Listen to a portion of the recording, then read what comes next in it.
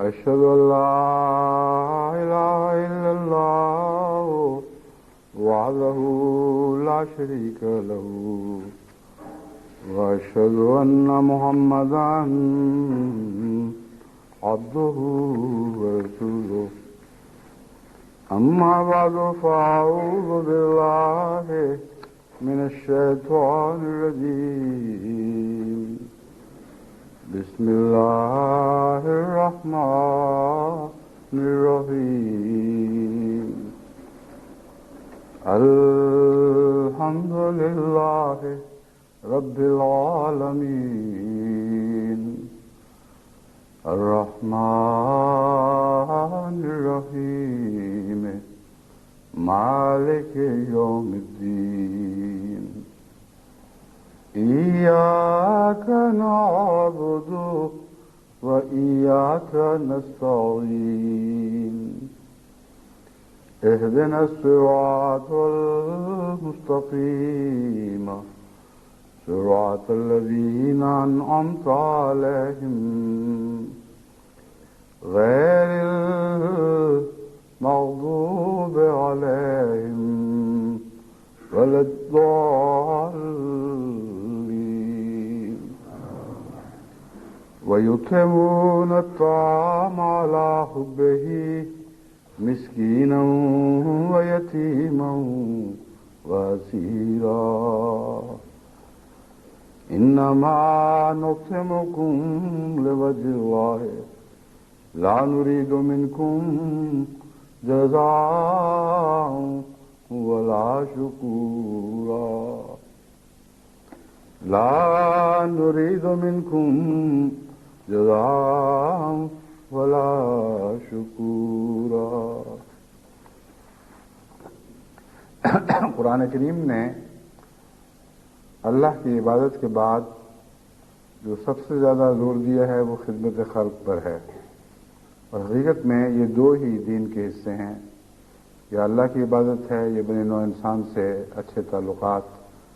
خدا کی مخلوق سے محبت کرنا. اور بارہا پہلے بھی میں یہ جماعت کو سمجھا چکا ہوں، یہ دو الگ الگ مضمون نہیں ہیں بلکہ ایک ہی درخت کی دو شاخیں ہیں. جتنا آپ کو عبادت کا مفہوم سمجھ آئے گا،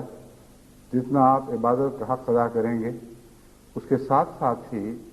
بنی نوع انسان سے تعلقات کی شاخ بھی نشو و نما پاتی چلی جائے گی، اور یہ دونوں شاخیں اکٹھی بڑھتی ہیں. یہ ممکن ہی نہیں کہ عبادت کی شاخ تو صحت مند ہو اور نشو و نما پا رہی ہو، اور بنی نوع انسان سے تعلقات کی شاخ مرجھا جائے اور اس کی جگہ بہت سی کریہ المنظر، کانٹے دار، کسیلی، کڑوی شاخیں نکل آئیں. اگر ایسا ہو تو یہ اس بات کا قطعی ثبوت ہوگا کہ عبادت کرنے والے کی عبادت رائیگاں گئی ہے، اس کو عبادت کے مفہوم سے کوئی آشنائی نہیں، وہ دھوکے میں ہے کہ وہ عبادت کرتا ہے، کیونکہ خدا کی عبادت کرنے والا خدا کی مخلوق سے محبت کے سوا اور کوئی راہ نہیں پاتا. بس اس پہلو سے بنی نوع انسان کے ساتھ روابط بڑھانے میں عبادت کو بہت گہرا دخل ہے، اور پرخلوص عبادت کو، اور پرخلوص عبادت کی پہچان جو انسانی سطح پر دکھائی دیتی ہے. جو خدا کی سطح پر ہے وہ تو آپ دیکھ نہیں سکتے، انسانی سطح پر جو دیکھ سکتے ہیں وہ حسن خلق سے پہچان سکتے ہیں.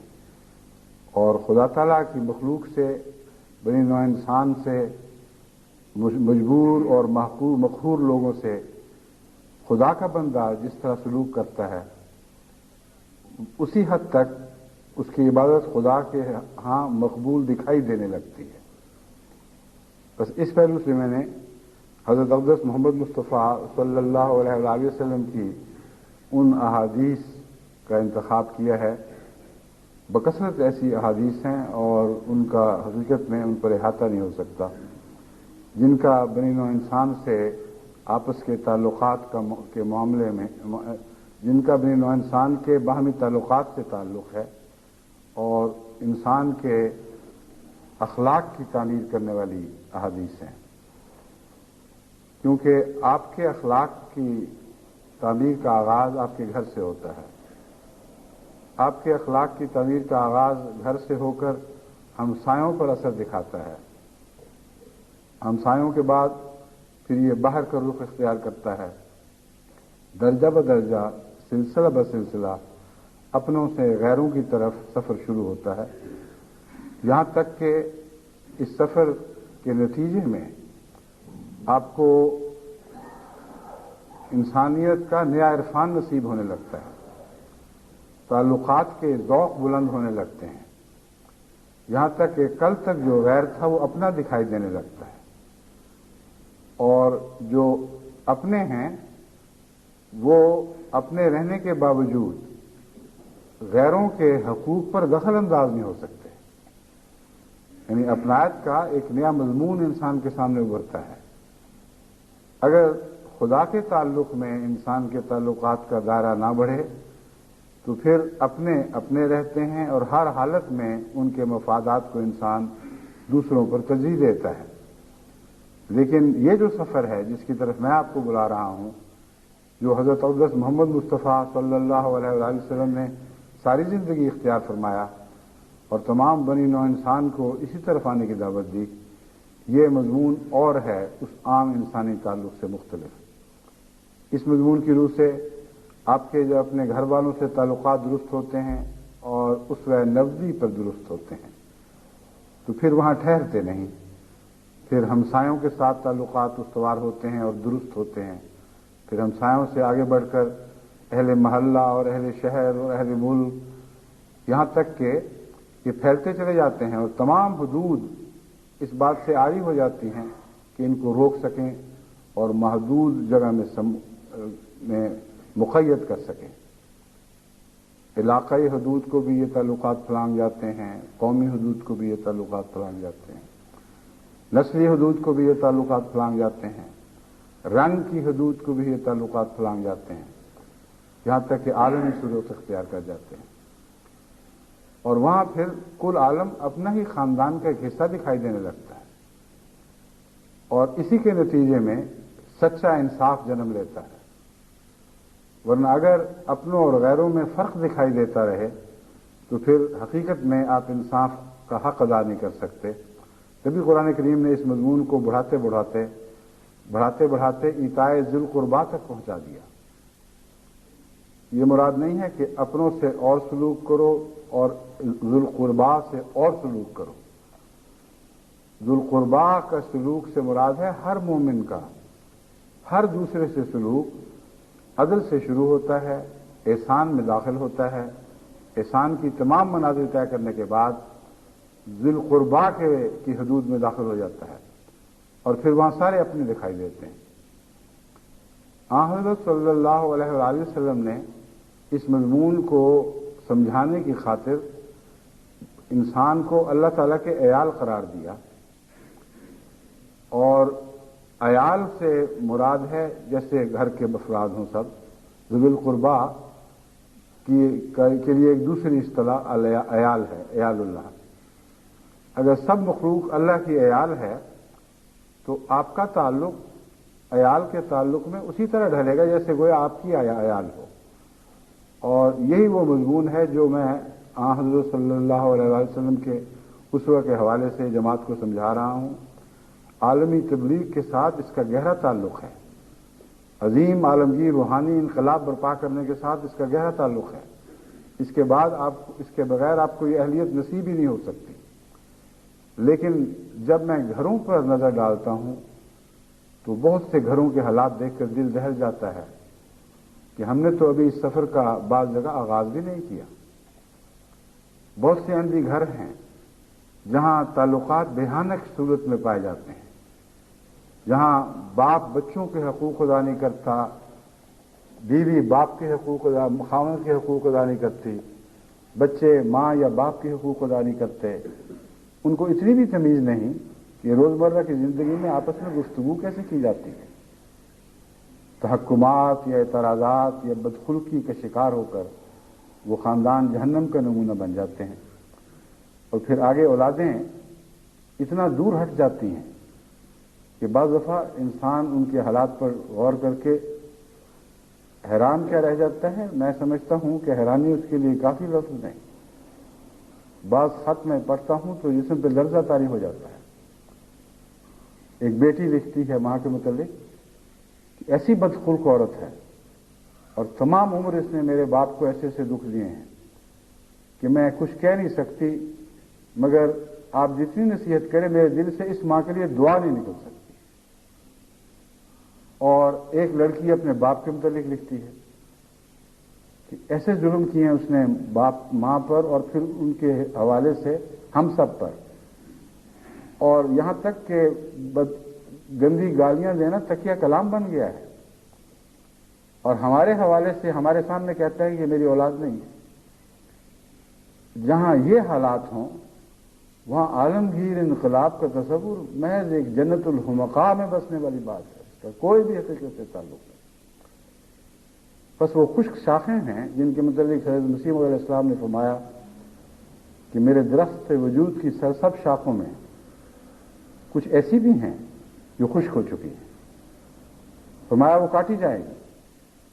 کیونکہ اس درخت نے تو ضرور سبز و شاداب رہنا ہے. اس کا تو مقدر ہے کہ اس کی شاخیں تمام دنیا پر پھیل جائیں، تمام عالم پر محیط ہو جائیں، اور روحانی پرندے اس میں گھونسلے بنائیں اور اس کی شاخوں میں آرام پائیں، اور اس کے پھل پھول سے لذتیں حاصل کریں. لیکن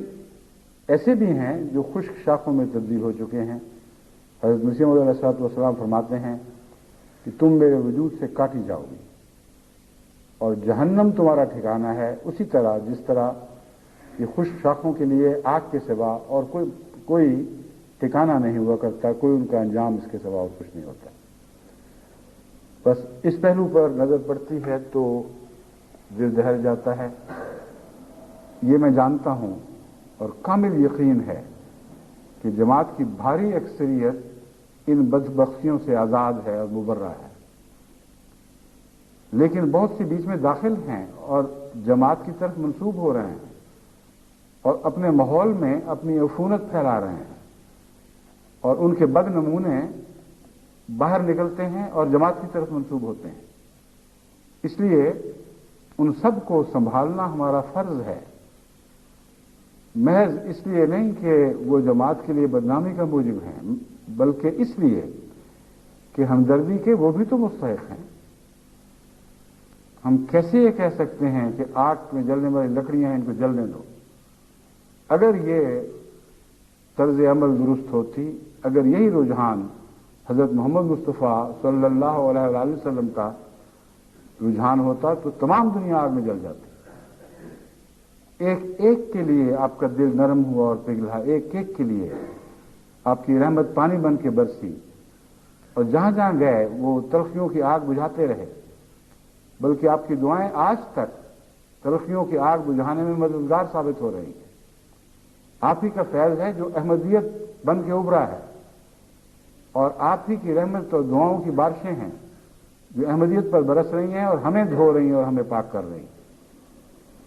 بس اس پہلو سے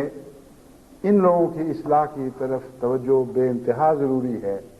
تمام دنیا کی جماعتوں کو میں نصیحت کرتا ہوں کہ اخلاق کے مضمون کو سن کر یہ نہ سمجھیں کہ ہر انسان خود بخود سنے گا اور اس کے اندر پاک تبدیلی پیدا ہو جائے گی، بلکہ بعض اخلاقی قدریں ایسی ہیں جن کی نظام جماعت کو بہرحال حفاظت کرنی ہوگی، اور روزمرہ کی زندگی میں کسی احمدی کا کوئی ایسا فعل جو اس کو یا اس کے خاندان کو جہنم میں دھکیلنے والا ہو، اس کو دیکھ کر جانتے بوجھتے ہوئے آپ برداشت کر جائیں اور آرام کی نیند سو جائیں. اگر ایسا ہے تو پھر آپ کے ایمان میں کوئی فرق ہے. اگر ایسا ہے تو آپ نے سنت کا مضمون ہی نہیں سمجھا، حضرت محمد مصطفیٰ صلی اللہ علیہ وسلم سے تعلق کا مفہوم ہی آپ پر روشن نہیں ہوا. اس تعلق کے حوالے سے اور اس بنیادی اصول کے پیش نظر جو میں نے آپ کے سامنے کھول کر رکھا ہے کہ عبادت کو سچا کر دیں، عبادت میں اخلاص اور پیار کے رنگ بھر دیں، جو خدا تعالیٰ سے ذاتی تعلق کی صورت میں منتج ہو، پھر بنی نوع انسان کی طرف ویسے سفر کریں جیسے حضرت اقدس محمد مصطفیٰ صلی اللہ علیہ وسلم نے دنا فتدلہ کی صورت میں کیا، خدا کے قریب ہوئے، پھر زمین پہ جھک گئے اور بنی نوع انسان کی ہمدردی میں ان کی بدیاں دور کرنے میں اپنی دعائیں صرف کر دیں، اپنے پاک نمونے صرف فرما دیے، اور اس طرح رفتہ رفتہ وہ عظیم انقلاب مکے اور مدینے میں برپا ہوا جس نے آئندہ آنے والی دنیا کو بھی تبدیل کرنا تھا۔ وہ ایک ایسی ساتھ تھی جس کے بطن سے ایک اور ساتھ نے پیدا ہونا تھا، اور یہ آخرین کا زمانہ وہی زمانہ ہے جس میں حضرت صلی اللہ علیہ وآلہ وسلم کے زمانے میں رونما ہونے والا انقلاب اثر نو رونما ہو رہا ہے اور ہو کر رہے گا، کوئی اس کو تبدیل نہیں کر سکتا، مگر وہ بدنصیب جو اس انقلاب کی راہ میں روک بنتے ہیں، اپنے کہلا کر اس رستے میں روڑے اٹکاتے ہیں اور اپنی بد اخلاقیوں کی وجہ سے اپنے لیے بھی جہنم لیتے ہیں اور اپنی اولاد کو بھی جہنم میں دھکیلتے ہیں، ان کی اصلاح لازماً محض دور کی نصیحت سے نہیں بلکہ قریب کی نگرانی سے بھی کرنی ہوگی۔ اس لیے جماعت احمدیہ کو ہر جگہ یہ چاہیے کہ وہ اصلاحی کمیٹیاں جو اس کام کے لیے میں نے مقرر کی ہیں ان کو کہہ کر ایسے بد اخلاق گھروں کی نگرانی کا انتظام کریں اور انہیں بار بار پاک نصیحت سے سمجھانے کی کوشش کریں تاکہ ہر گھر میں وہ جنت پناہ لے لے، جس جنت پناہ لینے سے مراد میری یہ ہے کہ محمد رسول اللہ کی سنت ہی میں جنت پناہ لیتی ہے اور اس کے سائے میں آ کر جنت پلتی اور نشو و نما پاتی ہے، ورنہ ہم جنت کی پناہ میں آتے ہیں۔ تو یہ عمداً میں اس لیے کہہ رہا ہوں کہ وہ جنت پناہ لے لے محمد رسول اللہ کی سنت میں، اور اس جنت کا سایہ پھر پھیلتا چلا جائے گا اگر وہ سنت نبوی کی جنت ہے۔ یہ وہ ضروری پیغام ہے جس کے متعلق عمل میں تاخیر نہیں ہونی چاہیے۔ بسا اوقات نظام جماعت تک آواز پہنچتی ہے اور کچھ دیر کے لیے گرم جوشی کا نمونہ دکھاتے ہیں، پھر مدھم پڑ جاتے ہیں، مگر اخلاقی جہاد ایک بہت ہی بڑا اور اہم جہاد ہے اور اسلام کے عالمگیر جہاد کا ایک لازمی حصہ ہے۔ اس لیے حتی المقدور کوشش کریں کہ ایسے لوگ بچائے جائیں، اور اگر بچائے نہیں جا سکتے پوری کوشش کے باوجود ان کو بچانا آپ کے بس میں نہیں یا آپ کی کوششیں مقبول نہیں ہوتی اور اللہ تعالیٰ کی تقدیر انہیں بچانے کا فیصلہ نہیں کرتی، تو پھر حضرت مسیح موعود علیہ الصلوۃ والسلام کے اس حکم کو یاد رکھیں کہ یہ شاخیں ہیں جو کاٹی جائیں گی، پھر ان کو ساتھ لے کر آگے نہ چلیں۔ پھر بہتر یہ ہے کہ ہلکے بدن کے ساتھ تیز تر سفر اختیار کریں اور ان شاخوں کو جن کو بچانے کی ہر ممکن کوشش آپ نے کی ان کو کاٹ کر الگ پھینک دیں، اور اس کے متعلق کارروائی میں پہلے صبر کی ضرورت ہے۔ کچھ عرصہ مسلسل صبر کے ساتھ، دعاؤں کے ساتھ، اخلاص کے ساتھ، نفرت اور خشونت کے ساتھ نہیں، نرمی اور پیار کے ساتھ ان کو نصیحت کرتے چلے جائیں، ان کے حالات درست کرنے کی کوشش کریں۔ اللہ کرے کہ ایسا ہو جائے، اگر ایسا نہ ہو تو پھر ان کو کاٹ کر الگ پھینکنا ضروری ہو جاتا ہے۔ یہ ایک ایسا معروف حصہ ہے جماعت کا جس کا ساتھ رہنا دوسرے حصوں کے لیے بھی نقصان کا موجب بن سکتا ہے۔ حضرت صلی اللہ علیہ وآلہ وسلم نے کس قسم کے معاشرے کو جنم دیا، کس قسم کے معاشرے کو پرورش کی اور اس کی تعمیر فرمائی، چھوٹی چھوٹی پاک نصیحتوں میں اس کی جھلکیاں ملتی ہیں۔ حضرت اقدس محمد مصطفیٰ صلی اللہ علیہ وآلہ وسلم کے متعلق ابو ذر بیان کرتے ہیں، قال رسول اللہ صلی اللہ علیہ وسلم یا نساء المسلمات لا تحقرن لجارتها ولو فرسن شاتن، فرسن شاتن ہے، فرسنا نہیں ہو سکتا، فرسن کہتے ہیں پائے کو، تو لو بے ہونا چاہیے غالباً، مگر وہ لو فرسنا شاتن یہ بھی ایک طرز بیان ہے۔ مراد یہ ہے کہ کوئی عورت اپنی ہمسائی کو حقیر نہ جانے، ولو فرسنا شاتن، خواہ ایک بکری کے پائے کے ذریعے ہی اس کے ساتھ تعلقات قائم کرے۔ اب یہ بہت ہی پاکیزہ نصیحت ہے اور بہت ہی اعلیٰ ایک فصاحت و بلاغت کا مرقع ہے۔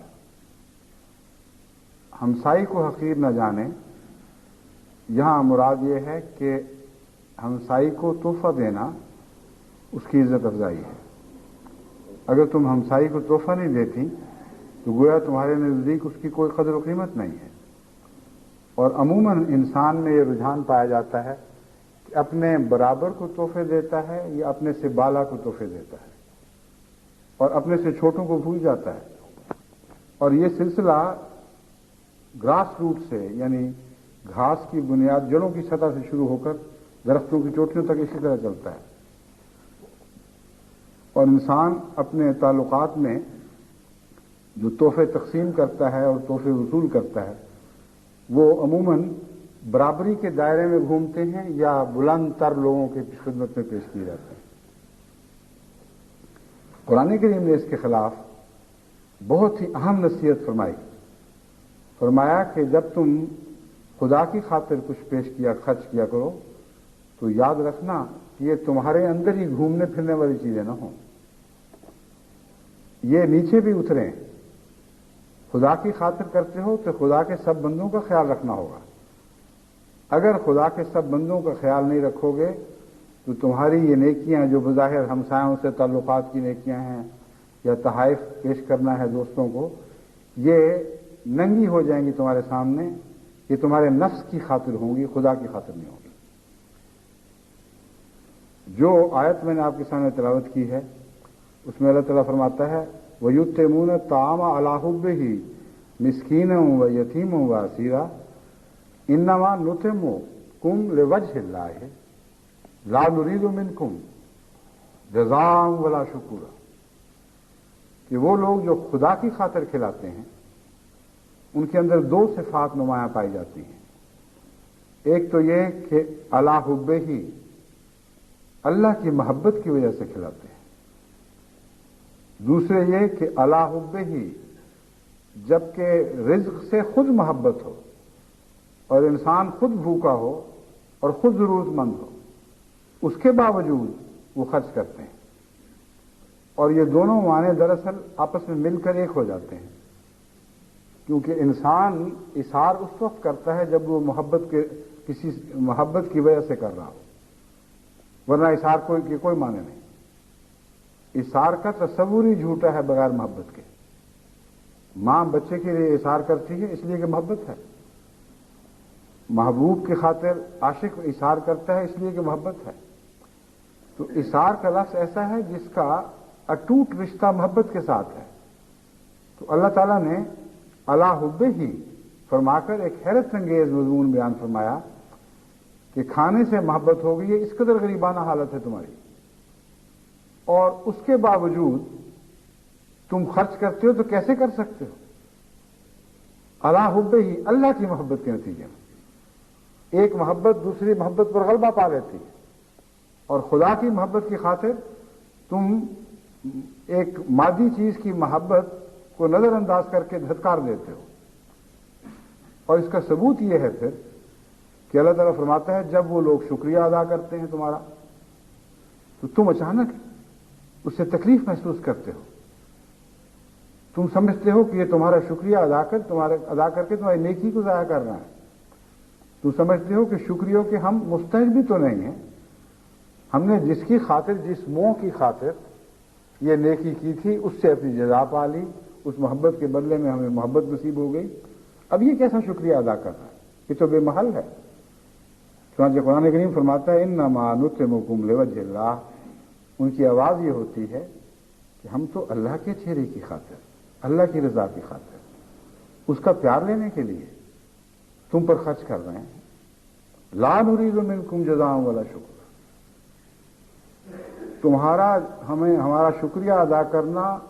اور اس کے بدلے جزا دینے کی سوچنا بالکل بے تعلق بات ہے۔ جس کی خاطر ہم نے کیا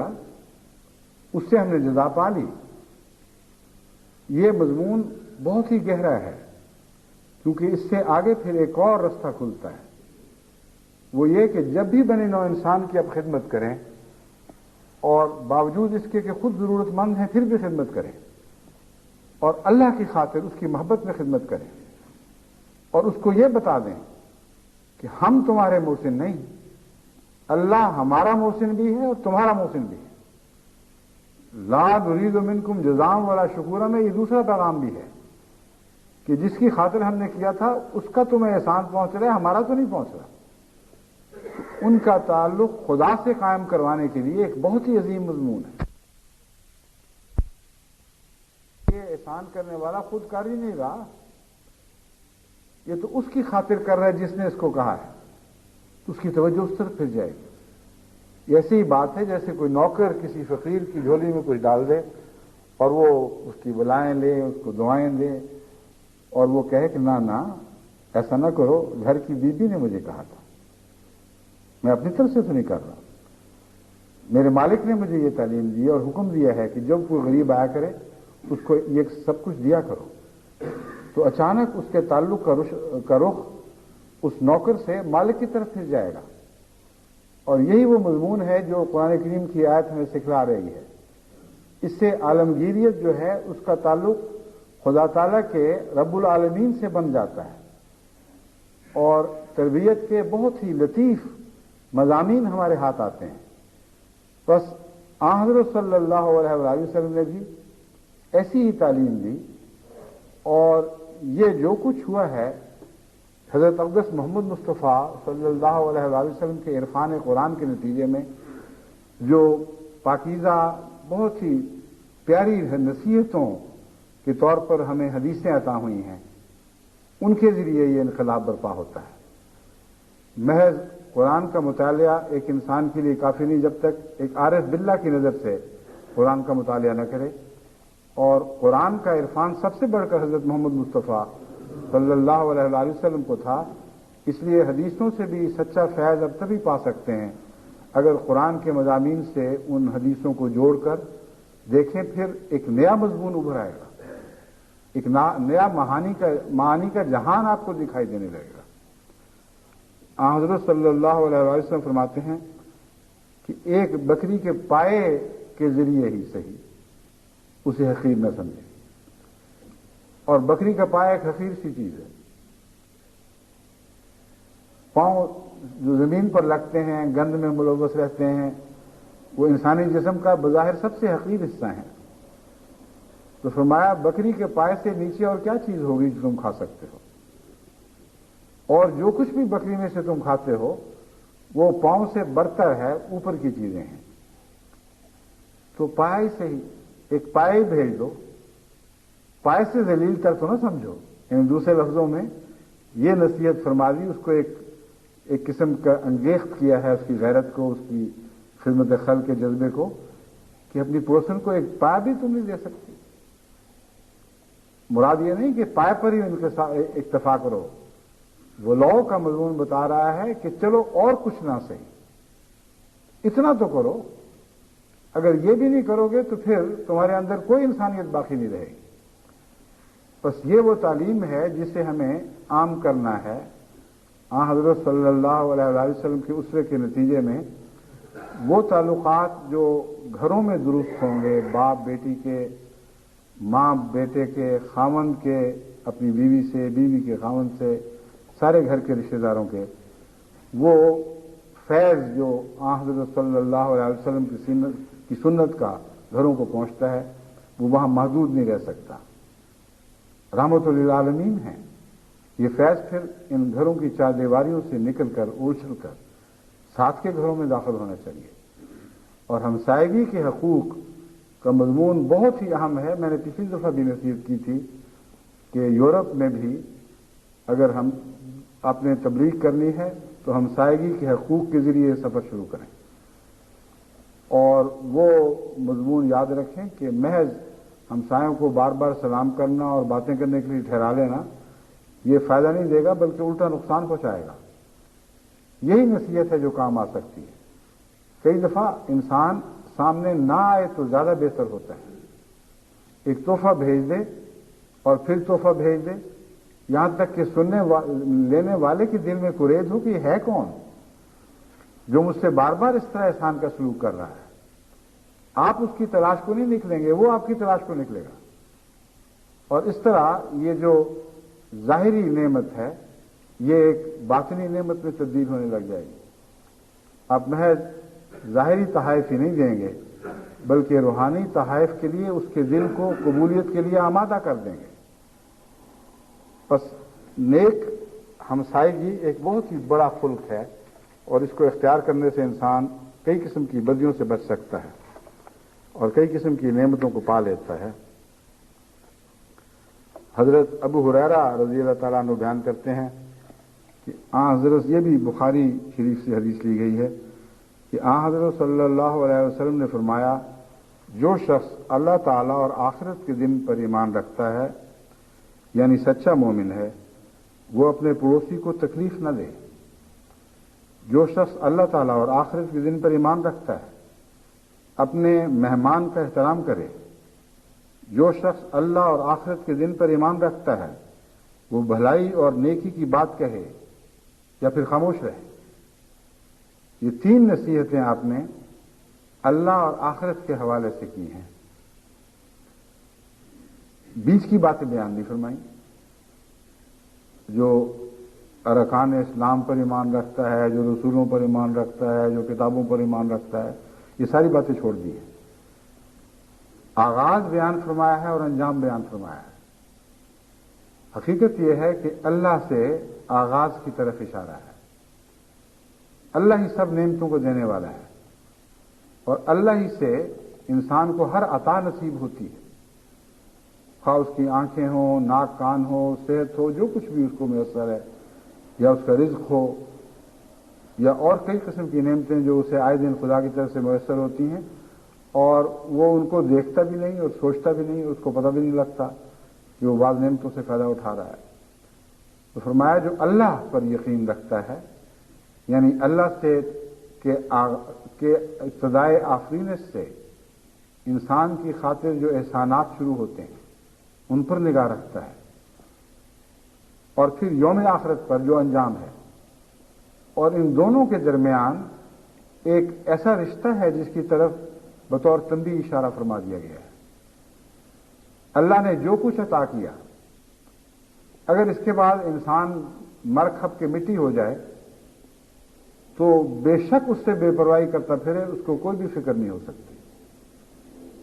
ایک انسان پر آپ جتنا چاہیں احسان کر لیں،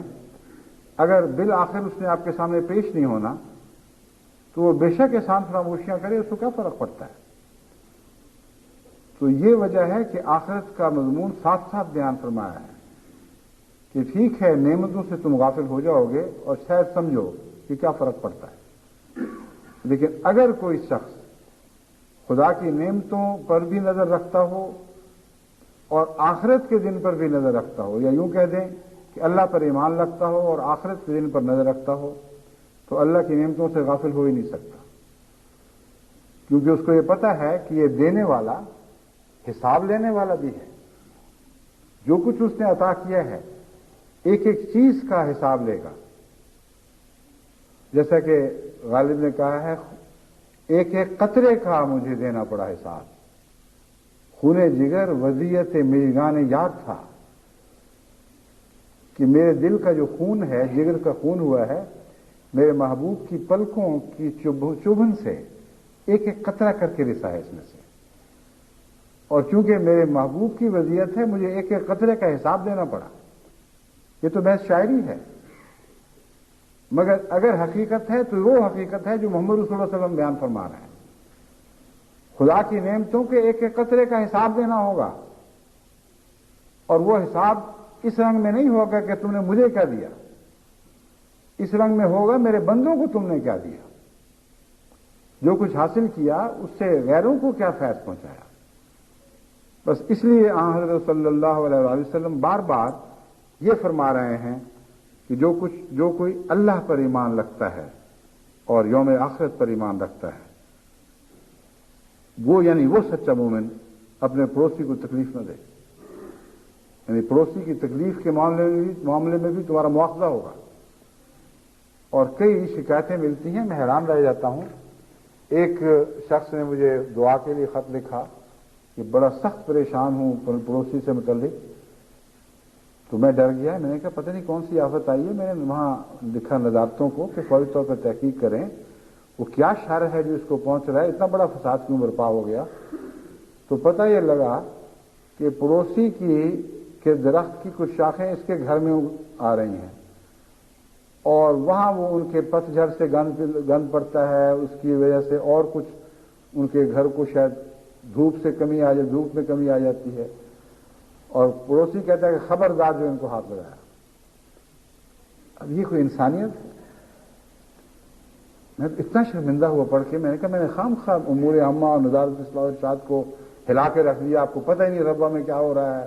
جا کے دیکھے تو صحیح کہ کیا کیا ظلم ہو رہے ہیں۔ جواب آیا تو یہ آیا، اول تو اس کو اتنی تکلیف کیوں ہے؟ اگر وہ شاخیں پڑتی ہیں تو صفائی کر لیا کرے، اگر بد اخلاق پڑوسی ہے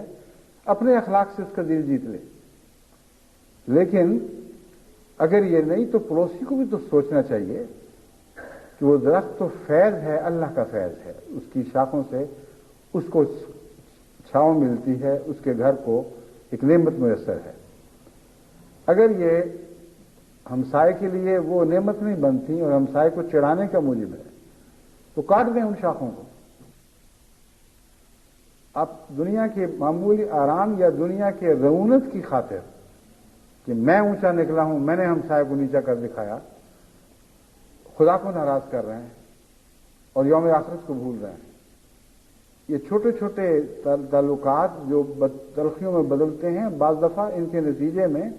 بڑے بھیانک نتیجے نکلتے ہیں۔ بعض بچے ہیں جو اپنے ماں باپ کو دوسرے کے ہمسائے کے مقابلے پر کمزور دیکھ کر بڑے سخت بد ارادے دلوں میں باندھتے ہیں، ان کی نیتیں ظالم ہو جاتی ہیں، وہ بدخلق بن کر اٹھتے ہیں اوپر اور کہتے ہیں کہ جب ہم بڑے ہوں گے تو ہم اس طرح ان لوگوں سے بدلے لیں گے۔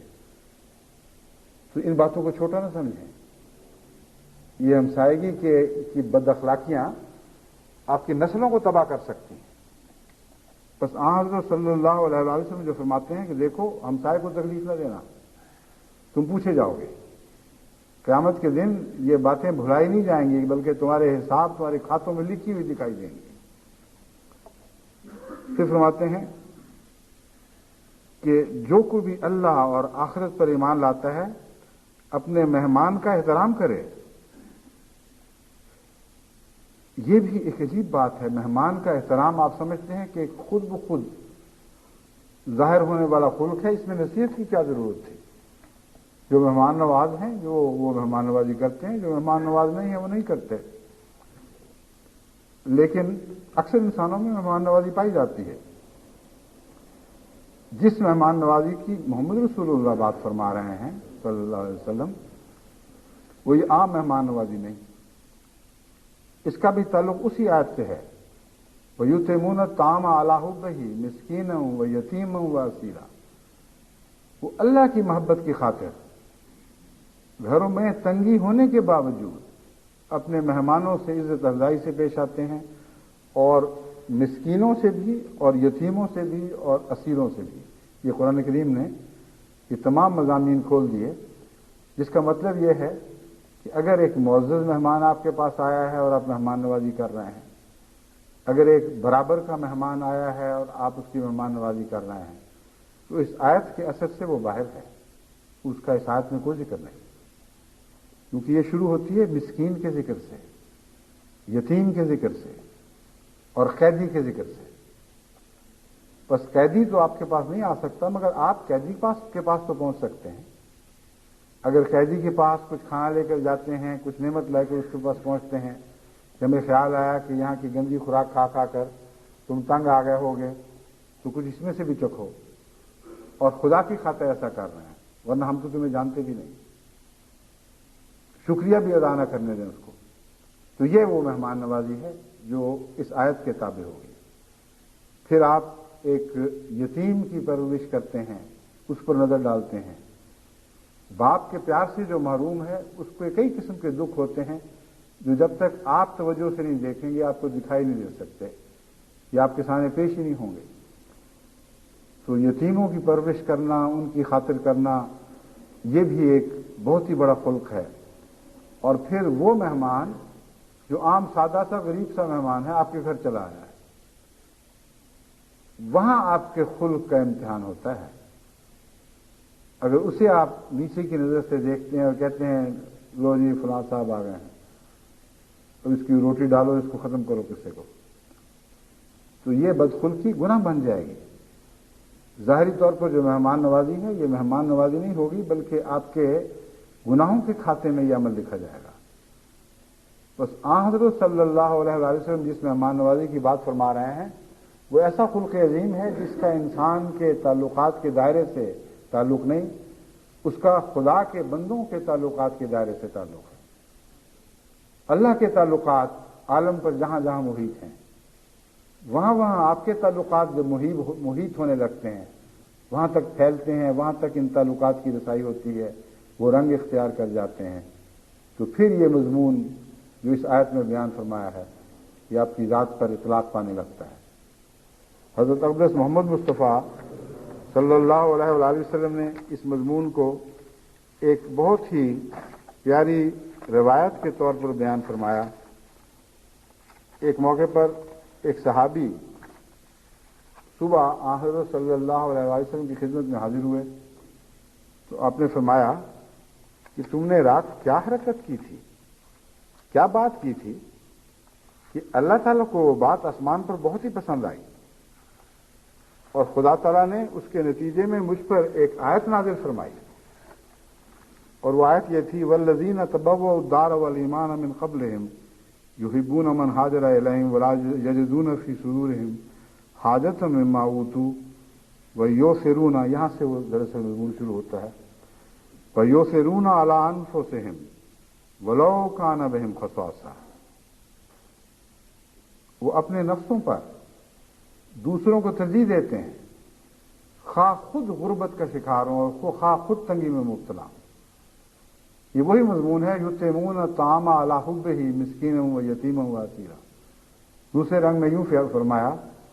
کہ وہ ایسے لوگ ہیں کہ جو خود تنگی میں مبتلا ہونے کے باوجود دوسروں کو اپنے نفسوں پر ترجیح دیتے ہیں۔ وہ صحابی یہ بات سن کر حیران رہ گئے، کیونکہ ان کے گھر واقعتاً رات ایک ایسا ہی واقعہ ہوا تھا۔ اس سے پہلی رات حضرت صلی اللہ علیہ وآلہ وسلم کی خدمت میں کوئی مہمان آئے، اور اس زمانے میں غربت کا دور تھا۔ حضور صلی اللہ علیہ وآلہ وسلم بعض دفعہ اپنے گھر میں کچھ بھی نہیں پاتے تھے جس سے خدمت کر سکیں، تو تقسیم کر دیا کرتے تھے مہمانوں کو، اور مسجد میں اعلان فرما دیا کرتے تھے کہ یہ مہمان آیا ہے، کون ہے جو اسے اپنے گھر لے جائے۔ وہ معلوم ہوتا ہے کوئی خاص ہی تنگی کے دن ہوں گے کہ اور آواز کوئی نہ آئی، ایک صحابی اٹھے اور انہوں نے عرض کی یا رسول اللہ مجھے دے دیں۔ اس مہمان کو لے کے گھر چلے گئے، اور جانتے تھے کہ گھر میں اتنا سا کھانا ہے کہ میاں بیوی کو بھی پورا نہیں آ سکتا، بمشکل بچوں کو دے کر ان کو سلایا جا سکتا ہے۔ یہ تردد تھا، اور یہ تردد اوروں کے دلوں میں بھی ہوگا، لیکن اللہ نے ان کو ایک ترکیب سکھا دی، اور وہ ترکیب یہ تھی کہ جا کے بیوی کو کہا کہ مہمان آیا ہے، اللہ کا مہمان ہے، محمد رسول اللہ نے یہ نعمت ہمیں عطا کی ہے، اس کا خیال رکھنا ہے، مگر کھانا بہت تھوڑا ہے، اس لیے مجھے یہ ترکیب آئی ہے، تم بچوں کو تو بہلا پھسلا کے سلا دو، جب بچے سو جائیں گے تو پھر تم مجھے آواز دینا کہ کھانا لگ گیا ہے۔ جب میں مہمان کو لے کے آؤں گا تو غلطی سے جیسے پلو لگ جائے دیے کی لو کو، اس طرح اس دیے کو بجھا دیں گے، یعنی پلو مار کے دیا بجھا دیں گے تاکہ مہمان کو پتہ نہ لگے کہ کتنا کھانا ہے اور کیا ہو رہا ہے۔ پھر وہ مہمان کھانا کھائے گا اور میں اور تم بچا کے لیں گے خالی۔ چنانچہ ایسے ہی ہوا، کوئی مہمان کھانا کھاتا رہا اور یہ خالی منہ سے آوازیں نکالتے رہے کہ بڑا ہی مزہ آ رہا ہے۔ ایک روایت میں ہے، حضرت مسلم موعود نے ایک دفعہ بیان فرمایا تھا، اس کے الفاظ کو مجھے صحیح یاد نہیں، لیکن مضمون یہ تھا کہ خدا رسول اللہ صلی اللہ علیہ وسلم نے فرمایا کہ وہ کیا بات تھی کہ تم زمین پہ مچا کے لے رہے تو آسمان پہ خدا مچا کے لے رہا ہے، خدا اس کا لطف اٹھا رہا ہے۔ تو ایسا ہی ہوا،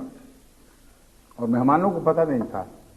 کسی نے محمد رسول اللہ علیہ وسلم کو خبر نہیں دی تھی، لیکن صبح جب نماز پہ وہ نمازی حاضر ہوئے تو خدا نے الہاماً آپ کو بتا دیا تھا، اور وہ آیت ہمیشہ کے لیے اس زندہ اور پائندہ واقعہ کی حفاظت کے لیے قرآن میں محفوظ فرما دی گئی۔ یہ ہے مہمان نوازی۔ وَيُطْعِمُونَ الطَّعَامَ عَلَىٰ حُبِّهِ مِسْكِينًا وَيَتِيمًا وَأَسِيرًا۔ ان کو اپنے مہمانوں سے ذاتی تعلقات ان کی مہمان نوازی پر آمادہ نہیں کرتے۔ اللہ کی محبت ہے، اور وہ یہ دیکھتے نہیں کہ یہ دنیا میں معزز ہے یا غیر معزز ہے،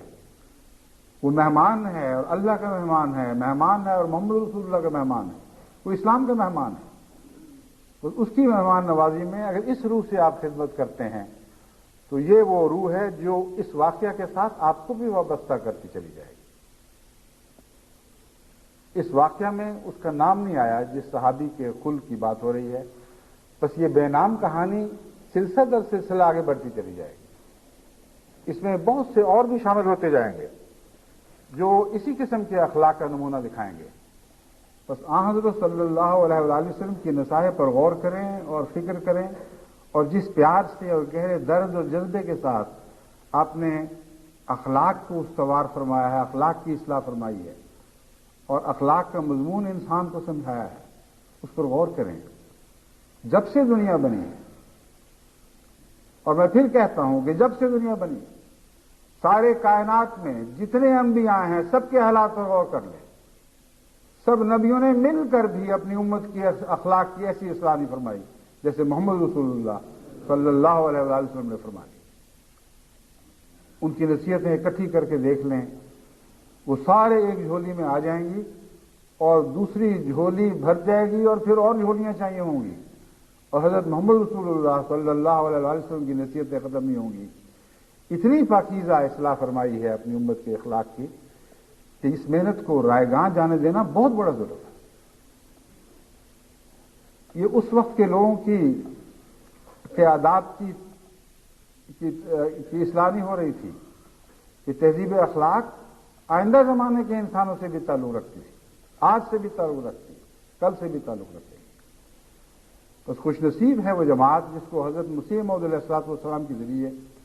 دوبارہ محمد رسول اللہ صلی اللہ علیہ وآلہ وسلم کا فیض پہنچنے کے ایسے دائمی سامان ہو گئے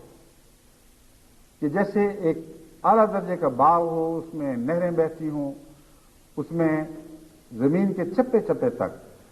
زندگی بخش پانی پہنچانے کا انتظام ہو، اس طرح جماعت کا نظام آپ کو عطا ہو گیا ہے جو دنیا میں اور کسی کو میسر نہیں۔ حضرت مسیح موعود علیہ الصلوۃ والسلام کے ذریعے خلافت عطا ہوئی، اور خلافت کے ساتھ یہ نظام جماعت عطا ہوا۔ اس طرح آپ کو گھر گھر ایک ایک کھیت کے ایک ایک چپے تک اس حسن اور زندگی کے پانی کو پہنچانے کی سہولت میسر آ گئی۔ بس تمام جماعت کی تربیت میں نظام جماعت مستعد ہو جائے، اور وہ لوگ جن تک یہ باتیں پہنچتی ہیں وہ حضرت صلی اللہ علیہ وآلہ وسلم کی محبت اور اللہ کی محبت کے نتیجے میں اپنے اخلاق کو سنواریں، اپنی بیویوں کے اخلاق کو سنواریں، اپنی بہنوں کے اخلاق کو سنواریں، اپنے بچوں اور اپنی بچیوں کے اخلاق کو سنواریں، پھر ہمسائے کی طرف توجہ کریں، لیکن حسن خلق کے ذریعے، محض نصیحتوں کے ذریعے نہیں۔ اخلاق سنوارنے کے دو ہی طریق ہیں، ایک نصیحت کے ذریعے اور ایک عمل کے ذریعے۔ حضرت صلی اللہ علیہ وآلہ وسلم کا سب سے بڑا ہتھیار حسن عمل تھا۔ حسن عمل کے ذریعے آپ دلوں کو فریفتہ کر لیتے، پھر وہ نصیحتیں ان دلوں پر اس طرح پڑتی تھیں جیسے ایک پیاسی زمین پانی کو قبول کرتی ہے، جیسے دیر کی خشک سالی کے بعد جب خدا کی رحمت کا پہلا قطرہ برستا ہے تو بعض پیار کرنے والے اپنی زبانیں باہر نکال لیتے ہیں کہ ہماری زبان پر وہ رحمت کا قطرہ پڑے۔ یہ تبھی ہو سکتا ہے اگر کسی سے پیار ہو اور محبت ہو۔ بس آپ کا حسن خلق کا سفر حسن عمل سے شروع ہوگا، محض زبان کی نصیحت سے نہیں۔ اپنے حسن عمل کو اس بلند مرتبے تک پہنچا دیں کہ جیسا کہ آن حضرت صلی اللہ علیہ وآلہ وسلم نے فرمایا بعثت علی مکارم الاخلاق، کہ میرا قدم اخلاق کی بلند ترین چوٹیوں پر ہے. مجھے خدا نے میری بعثت ہی ایسی جگہ فرمائی ہے جہاں اخلاق ختم ہوتے ہوں اور ان پر میرا قدم ہے. بس آپ نے بھی حضرت محمد رسول اللہ صلی اللہ علیہ وآلہ وسلم کی پیروی میں اپنے اخلاق کو سجانا ہے اور درست کرنا ہے. اب جس کے اخلاق یہ رنگ پکڑ جائیں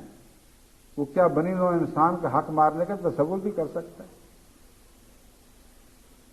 یہ بد خیال اس کے ذہن میں آ ہی نہیں سکتا. بس اگر یہ بد معاملگیاں جماعت میں موجود ہیں، اگر گھروں میں آپس کے تعلقات بگڑے ہوئے ہیں، لین دین میں لوگ ایک دوسرے کو دھوکہ دیتے ہیں، سبز باغ دکھا کر پیسے وصول کرتے ہیں، یہ کہہ کر کہ ہم تمہیں کینیڈا لے جائیں گے، لندن چھوڑ جاتے ہیں اور پیسے لے کر بھاگ جاتے ہیں، یہ بدخلقیاں محمد رسول اللہ کی طرف منسوب ہونے والے میں تو پانے کا کوئی تصور ہی نہیں. وہ تو بالکل برعکس تصور ہے، اس کا کوئی دور کا بھی رشتہ نہیں. اسی لیے میں نے جماعت کو نصیحت کی ہے کہ جب یہ واقعات میرے تک پہنچتے ہیں تو میرا دل کھولنے لگتا ہے، غصے سے نہیں، بے اختیاری اور غم کی کیفیت کہ کیا کروں، کس طرح ان کو سمجھاؤں. ایسے ایسے لوگ ہیں جو میرے پاس آتے ہیں، السلام علیکم، ہم فلاں جگہ سے آئے ہیں، یہ تحفہ پیش کرنا چاہتے ہیں، اور مجھے پتہ ہوتا ہے کہ فلاں کے پیسے کھا گئے ہیں، فلاں کے ساتھ ظلم کر بیٹھے ہیں. جب میں ان سے کہتا ہوں کہ مجبور ہوں میں آپ کا تحفہ قبول نہیں کر سکتا، اپنے مظلوم بھائی کا حق تو پہلے اس کو دے دیں. عدل پر احسان کی بنیاد ہوا کرتی ہے. اگر عدل پر ہی آپ کا قدم نہیں ہے تو آپ احسان کرنے کے مجاز کیسے ہو گئے؟ اس لیے اپنے جرم میں، اپنی ناانصافی میں مجھے تو شامل نہ کریں. تو پھر وہ قسمیں کھاتے ہیں، کہتے ہیں ہو یہ تو بالکل جھوٹی رپورٹیں آپ کو پہنچی ہیں، ہم تو ایسے نہیں. اور بعض دفعہ پھر اللہ تعالیٰ اس طرح ان کے ظلم سے پردہ اٹھا دیتا ہے کہ بعض ان کے قریبی رشتہ دار، ان کی بیویاں بعض دفعہ آ کے رو پڑتی ہیں کہ ہمارے خامن میں یہ بات پائی جاتی ہے، خدا کے لیے اس کی اصلاح کریں. جو میرے سامنے قسمیں کھا کر جاتا ہے کہ ہرگز میں سوچ بھی نہیں سکتا کہ کسی کو لالچ دے کر لندن لانے کی یا ہیمبرگ لانے کی لالچ دے کر اسے پیسے لے کر بھاگ جاؤں، یا امریکہ پہنچانے کا وعدہ کروں اور رستے میں آدھے سفر میں چھوڑ کر لاپتہ ہو جاؤں. اس کے بعد ان کے رشتہ دار آ جاتے ہیں، ان کی بعض دفعہ بیویاں واقعتاً پہنچی ہیں اور رو پڑی ہیں کہ ہمارے خاوند کے لیے دعا کریں، اس میں یہ بدتمیزی، یہ بدخلقی پائی جاتی ہے. تو اللہ تعالیٰ حقیقت حال سے پردے اٹھانے لگتا ہے، اور یہ ایک بہت ہی خطرناک پیغام ہے. جب خدا یہاں سے پردے اٹھانے شروع کر دے تو مرنے کے بعد کے سارے پردے پھر چاک ہو جاتے ہیں. وہ پردے ایسے اٹھتے ہیں کہ قیامت کے دن بھی پھر یہ گریں گے نہیں، بلکہ ساری بنی نوع انسان میں آپ کی رسوائی کا سامان بنے گے. تو حسن خلق سیکھیں، بجائے اس کے کہ لوگوں کے پیسہ کھانے کے لیے چالیں چلیں، اور غریبوں کو جو اپنے بعض دفعہ ساری جائیدادیں بیچ ڈالتے ہیں، ان کو کسی کو آسٹریا میں چھوڑ کر برباد کیا ہوا ہے، کسی کو بلغاریہ چھوڑ دیا اور چھوڑ کر اپنے پیسے اپنی چاندی کھری کی اور بھاگ گئے. کوئی ماسکو سے خط آ رہا ہے، کوئی یہاں پہنچا ہوا ہے، یہاں کی حکومت اس کے پیچھے پڑی ہے کہ پاسپورٹ تو دکھاؤ، تم آئے کس طرح ہو. وہ کہتا ہے غریب کہ میرا تو پاسپورٹ میرا ایجنٹ لے کر چلا گیا تھا کہ ذرا مجھے دینا، میں اس پہ تمہارا ویزا لگوا دوں گا. اور وہ کینیڈا کا ویزا وہ دن اور آج کا دن میں تو دھکے کھاتا پھرتا ہوں، نہ مجھے ٹھہرنے کی جگہ، نہ میں یہاں کے سوشل پروگرام سے فائدہ اٹھا سکتا ہوں، چوروں کی طرح یہاں زندگی بسر کر رہا ہوں. وہ کہتے ہیں اس کو دکھاؤ، اس کا نام بتاؤ، اور یہ بیچارہ کہتا ہے کہ آخر احمدی ہے کہیں پھنس نہ جائے. میں نے اس کو کہا تم بڑے عجیب انسان ہو، تم گناہگار کے ایسی پردہ پوشی کرنا جو دوسروں کے لیے بھی تکلیف کا موجب ہو، اس کا انسان کو حق نہیں ہے، اس کی اجازت نہیں ہے. تمہاری ہمدردی اپنی جگہ، خدا تمہیں اس کی جزا دے. اتنا کچھ تم سے ہو گیا اور ابھی تک تمہارے دل میں یہ بات مانے ہے کہ کہیں اس کو تکلیف نہ پہنچ جائے. تو تم تو سچے ہو اور مومن ہو اور خدا کی رحمتیں تم پر ہوں، مگر تمہیں یہ حق نہیں ہے، کیونکہ ایسا شخص اگر عذاب چھوڑا جائے گا تو اور دوسروں کو بھی نقصان پہنچائے گا۔ ایک رازن پر رحم کرنے کی اسلام اجازت نہیں دیتا۔ بس اس کے متعلق بتاؤ، کھل کر بتاؤ، اس کے حوالہ پیش کرو۔ یہ تو ایک اتفاقی واقعہ ہے، مگر میں یہ بتا رہا ہوں کہ ایسے واقعات ہوتے رہتے ہیں۔ گھروں میں بھی بدخلقی کی اطلاع، ہمسایوں سے بھی بدخلقی کی اطلاع، دنیا کے حرص میں لوگوں کے پیسے لوٹنا اور بڑے بڑے ان پہ ظلم کرنا، یہ نہ جاننا کہ پیچھے ان کی ماؤں بہنوں کا کیا حال ہے۔ آج ہی ایک ماں کا خط ملا اس طرح دردناک کہ وہ اپنے بچے کی صورت پر ترس گئی ہوں، وہ فلاں ملک میں اٹکا پڑا ہے کیونکہ ایک شخص اس کو فلاں جگہ پہنچانے کی لالچ میں کئی لاکھ روپے بھی کھا گیا ہے اور اس کو وہاں چھوڑ کر چلا گیا، کچھ پتہ نہیں اس کا کیا حال ہے۔ تو سوائے اس کے کہ آپ کی بدنصیبی میں ماؤں کے دل کی بد دعائیں بھی پہنچ جائیں، اس کے سوا اور آپ کیا کما رہے ہیں؟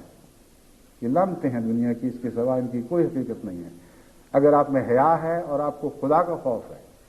اس اللہ پر ایمان لاتے ہیں جس کا محمد رسول اللہ نے حوالہ دیا ہے، اس یوم آخرت پر ایمان لاتے ہیں جس کا محمد رسول اللہ نے حوالہ دیا ہے، تو چاہے گھر بار کی چیزیں بیچنے پڑیں، اپنی جائیدادیں بیچنے پڑیں، ان لعنتی قرضوں کو اتاریں جو آپ کے کھاتے میں لعنت بن کر ہمیشہ پڑی رہے، اور نو انسان کو تکلیف سے باز آ جائیں، کیونکہ دنیا کی نعمتیں آئندہ کسی کام کی نہیں سوائے اس کے کہ آپ کو جہنم میں لے جائیں۔ جو نعمتیں ظلم کے نتیجے میں حاصل ہوں وہ لعنتی نعمتیں ہیں، ان کی کوئی حیثیت نہیں، کوئی حقیقت نہیں ہے۔ بس اخلاق کے میدان میں ہمیں دو جگہ مہازارائی کرنی ہے۔ ایک اخلاق کو سنوارنا ہے اس طریق پر کہ محمد رسول اللہ صلی اللہ علیہ وسلم نے جو اخلاق کو سمجھا، جس شان سے اور جس حسن کے ساتھ نکھار کر اپنے اخلاق کی تعریف فرمائی اور عمل کر کے دکھایا، ویسے ہی آپ بھی اس مضمون کو سمجھیں اور اعلیٰ درجے کے اخلاق کو، ان اخلاق کو اختیار کریں جن کی چوٹی پر محمد رسول اللہ کا قدم ہے صلی اللہ علیہ وسلم، اور دوسری طرف اپنے بدخلق بھائیوں کو بچانے کی کوشش کریں، ان کو جہنم سے بچائیں۔ بدخلق گھروں کو اخلاق کی نعمت دیں، ان کو بتائیں کہ زندگی کا لطف اخلاق میں ہے، بدخلقیوں میں نہیں ہے۔ بدخلقی ہی کا دوسرا نام جہنم ہے۔ بس اللہ تعالی ہمیں یہ عظیم جہاد پورا کرنے کی اور اس جہاد کے تمام تقاضے پورا کرنے کی توفیق عطا فرمائے۔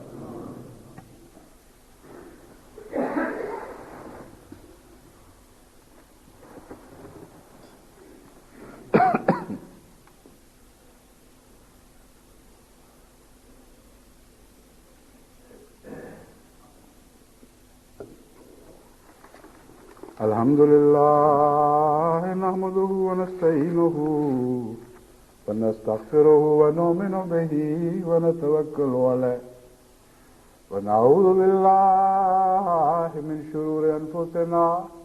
ومن سيئات أعمالنا من يهده الله فلا مضل له ومن يضلله فلا هادي له ونشهد أن لا إله إلا الله وحده لا شريك له ونشهد أن محمدا عبده ورسوله عباد الله رحمكم الله إن الله يأمر بالعدل والإحسان وإيتاء ذي القربى وينهى عن الفحشاء والمنكر والبغي يعظكم لعلكم تذكرون اذكروا الله يذكركم وادعوه يستجب لكم ولذكر الله أكبر۔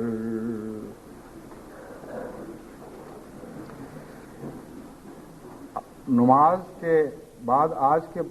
کی نماز ہی نہیں بلکہ حج کے ایام کے دوران ہر نماز کے بعد تکبیر پڑھنے کی ہدایت ہے۔ اللہ اکبر لا الہ الا اللہ واللہ اکبر اللہ اکبر وللہ الحمد، یہ 3 مرتبہ نمازوں کے بعد تکبیریں پڑھنی چاہیے، باجماعت ہوں یا انفرادی ہوں۔ تو جمعے کے بعد بھی میں تکبیریں کہوں گا، آپ بھی ساتھ ساتھ وہ تکبیریں کہیں، اور پھر عصر اور مغرب اور عشاء کے بعد جب تک حج کے ایام پورے نہیں ہو جاتے 3 دن تک یہ تکبیریں کہی جائیں گی۔